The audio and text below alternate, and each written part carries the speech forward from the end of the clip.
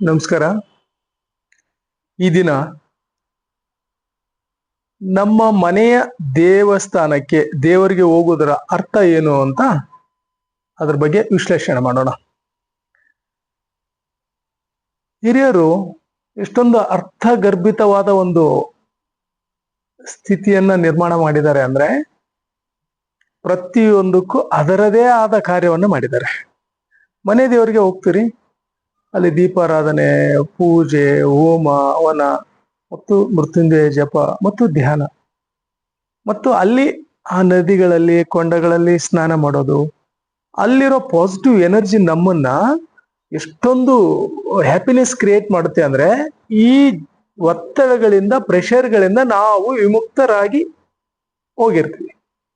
ಅಲ್ಲಿ ಏನಾಗುತ್ತೆ, ಅಲ್ಲಿರೋ ಎನರ್ಜಿ ನಮ್ಮನ್ನ ಇಲ್ಲಿರೋ ನೆಗೆಟಿವ್ ಎಲ್ಲವನ್ನ ಅಲ್ಲಿ ಪಾಸಿಟಿವ್ ಕನ್ವರ್ಟ್ ಆಗಿ ಈ ನೆಗೆಟಿವ್ ಡೌನ್ ಆಗುತ್ತೆ.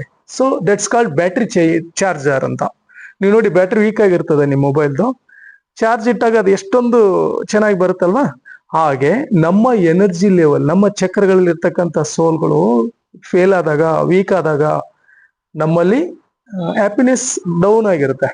ಆ ಡೌನ್ ಆದಾಗ ಏನ್ ಮಾಡ್ಬೇಕಂದ್ರೆ ಇಮ್ಮಿಡಿಯೇಟ್ ಮನೆ ದೇವ್ರಿಗೆ ಹೋಗಿ ಅಲ್ಲಿ ಪೂಜಾ ಪರ್ವಗಳೆಲ್ಲ ಮುಗಿಸ್ಕೊಂಡು ನೆಮ್ಮದಿಯಿಂದ ಬಂದಾಗ ನೀವು ಮತ್ತೆ ಆಗ್ಬಿಡ್ತದೆ, ಸೈಕಲ್ ಪಾಸಿಟಿವ್ ಆಗ್ಬಿಡ್ತದೆ. ಒಂದನೇದು, ನಿಮ್ಮ ರಾಶಿ ಚಕ್ರಗಳಲ್ಲಿ ಏನಾಗ್ತದೆ, ದೆಸೆಯಲ್ಲಿ ಭುಕ್ತಿಗಳಲ್ಲಿ ಅಂತರ್ಭುಕ್ತಿಯಲ್ಲಿ ರಾಹು ಕೇತು ಶನಿ ಮೂವರ ಎಂಟ್ರಿ ಇತ್ತು ಅಂದ್ರೆ ಮನೆ ದೇವ್ರಿಗೆ ಹೋಗಿ ಬಂದ್ರೆ ಅಲ್ಲಿ ಪಾಸಿಟಿವ್ನೆಸ್ ನಿಮ್ಮನ್ನ ಅಲ್ಲಿ ಅನಾಹುತಗಳಾಗೋದನ್ನ ತಪ್ಪಿಸುತ್ತೆ. ಅಷ್ಟೊಂದು ಪಾಸಿಟಿವ್ನೆಸ್ ಇದೆ ಅಲ್ಲಿ. ಅದು ಈಶ್ವರ ದೇವ್ರದು.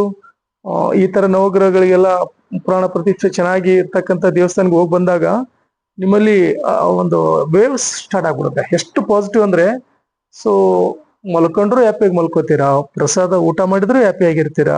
ಇಲ್ಲ ಅಂದ್ರೆ ಸೊ ಸಮ್ ಫೀಲ್ ದೇರ್, ಯಾವುದೋ ಒಂದು ನಿಮ್ಮನ್ನ ಸುತ್ತಾ ಇರುತ್ತೆ, ಕೂತಿರ್ತೀರಾ ಬಟ್ ಇಲ್ಲಿ ನೀವಿರಲ್ಲ. ಯಾರಿರ್ತಾರೆ, ನೀವು ಯಾವ್ದ್ರ ಮೇಲೆ ಫೋಕಸ್ ಮಾಡ್ಕೊಂಡು ಇಟ್ಕೊಂಡಿರಲ್ಲ ಅದು ಇರುತ್ತೆ. ನೆಮ್ಮದಿ ಕಮ್ಮಿ ಆಯ್ತು, ನನ್ನ ಹತ್ರ ವೀಕ್ ಆಯ್ತು ಎನರ್ಜಿ ಅಂದಾಗ ಇಮ್ಮಿಡಿಯೇಟ್ ಮನೆ ದೇವ್ರಿಗೆ ಹೋಗ್ಬಿಡಿ. ಮನೆ ದೇವ್ರಿಗೆ ಹೋದಾಗ ಮೂಲ ಅದು ಅತ್ಯದ್ಭುತವಾದ ಕ್ಷೇತ್ರವಾಗಿರುತ್ತೆ. ನಿಮ್ಮ ಮನೆ ದೇವ್ರು ಯಾವ ದೇವರೇ ಆಗಿರ್ಲಿ, ಆ ಹಿರಿಯರು ಮಾಡಿರ್ತಕ್ಕಂಥ ನಿಮ್ಮ ಧರ್ಮದಲ್ಲಿ ಆ ಮನೆ ದೇವ್ರು ಯಾರಿದ್ರು ಅಲ್ಲಿಗೆ ಹೋಗ್ಬಿಡಿ. ಫಸ್ಟ್ ಹೋಗಿ ಅಲ್ಲಿ ಪೂಜಾರಿಗೆಲ್ಲ ಮುಗಿಸ್ಕೊಂಡು ಬಂದಾಗ ನಿಮ್ಗೆ ಒಂಥರ ಆಹ್ಲಾದ, ಹ್ಯಾಪಿನೆಸ್ ಕ್ರಿಯೇಟ್ ಆಗುತ್ತೆ. ಒಂದು, ಇಲ್ಲಿ ನಿಮ್ಮ ಜಾತಕದಲ್ಲಿ ಮಿಸ್ಟೇಕ್ ಆಗಿದ್ದು ಏನಾದ್ರೂ ಇದ್ರೆ ಅಲ್ಲಿ ಅದ್ರ ಸಂಬಂಧಿಸಿದ ಪೂಜೆಗಳನ್ನು ಮಾಡಿ. ಈಗ ನಾವು ಉದಾಹರಣೆಗೆ ಕಾಳಹಸ್ತಿ ಕಳಿಸ್ತೇನೆ, ಕಾಳಸರ್ಪದೋಗ ಕಾಳಹಸ್ತಿಯಲ್ಲಿ ಮಾಡಿಸಿ, ಕುಕ್ಕೆ ಸುಬ್ರಹ್ಮಣ್ಯದಲ್ಲಿ ಮಾಡಿಸಿ, ಕೆಲವೊಬ್ಬರಿಗೆ ಅದ್ರ ತಕ್ಕಂತ ಪ್ರೊಡಿಕ್ಷನ್ ಹೇಳ್ತೀನಿ. ಅವಾಗ ಅಲ್ಲಿ ಹೋದಾಗ ಕೂಡ ನೀವು ಧ್ಯಾನವನ್ನ ಮಾಡ್ಕೊಳ್ಳಿ, ಮತ್ತು ಅಲ್ಲೇನು ಹೋಮ ಇದೆ ಅಲ್ವಾ ಅದರಲ್ಲಿ ಸಂಪೂರ್ಣವಾಗಿ ಭಾಗವಹಿಸಿ. ಸಂಪೂರ್ಣ ಅಂದ್ರೆ ಏನು, ಎಷ್ಟು ತಲ್ಲೀನತೆ ಅಂದ್ರೆ ಆ ಒಂದು ವೇವ್ಸ್ ಬಿಟ್ಟು ಬೇರೆ ಯಾವ ನಿಮ್ಗೆ ಅಲ್ಲಿ ಆನ್ ಆಗಿರ್ಬಾರ್ದು. ಮೊಬೈಲ್ ಇಂದ ಹಿಡಿದು ಎಲ್ಲವೂ ಸ್ಟಾಪ್. ಆ 1 or 2 3 days ನೀವೇನ್ ಇರ್ತಿರಲ್ಲ ಆ ಜಗತ್ತೇ ಬೇರೆ ಆಗಿರ್ಬೇಕು, ದೇವರ ಒಂದು ನಾಡ್ನೆಲ್ಲೇ ಇದ್ ಬಿಡ್ಬೇಕಷ್ಟೆ. ಆಮೇಲೆ ಇದ್ದೇ ಇರುತ್ತೆ ಈ ನಿಮ್ಮ ಕಾರ್ಯಗಳು, ಇನ್ನೊಂದು ಮತ್ತೊಂದು ಮಗದೊಂದು, ನೀವೇನು ಉದ್ಯೋಗ ಮಾಡ್ತಿರಲ್ಲ ಅದು ಇದ್ದೇ ಇರುತ್ತೆ. ಬಟ್ ಈಗ ಮಾತ್ರ ನಿಮ್ಮ ಆನಂದದ ಕ್ಷಣಗಳನ್ನ, ಬ್ಯಾಟ್ರಿ ರೀಚಾರ್ಜ್ ಮಾಡ್ತಕ್ಕಂಥ ಕ್ಷಣಗಳನ್ನ ಚೆನ್ನಾಗಿ ಮಾಡ್ಕೋಬೇಕು. ನಿಮ್ಮ ಮನೆ ದೇವರ ಹತ್ರ ಹೋಗಿ ತುಂಬಾ ಅರ್ಥಗರ್ಭಿತವಾದ ಒಂದು ಪ್ರಾಶಸ್ತ್ಯ ಇದೆ ಅದರಲ್ಲಿ. ನಿಮ್ಮ ಎನರ್ಜಿನೂ ಹೈ ಪವರ್ ಆಗುತ್ತೆ.